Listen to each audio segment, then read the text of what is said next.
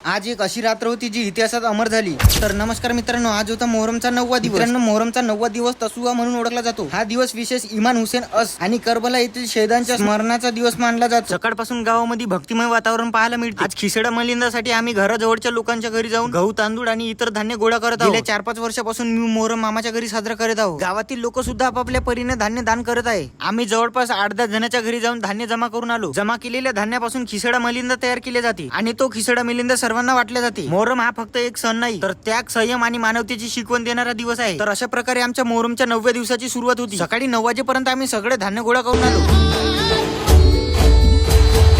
मन मंदिरात तुझीच रास, भक्ती भाव आज आला या भरास. सकाळचा खिसडा मलिंदा जमा झाल्यावर मी गेलो होतो चद्दर घ्यासाठी. चद्दर घेतली, बिल दिलं आणि निघलो डायरेक्ट घराकडे जायसाठी. मित्रांनो, मोहरमची 9वी इतकी महत्वाची का असते? करबलामध्ये त्या रात्री नेमकं काय घडलं होतं हे सगळं मी तुम्हाला 1 बाय 1 एका ब्लॉग मध्ये सांगतो. जर तुम्हाला मोहरमची रात्रीचा व्हिडिओ पाहायचा असेल तर नक्की लाईक आणि शेअर करा, पण फॉलो करायला विसरू नका.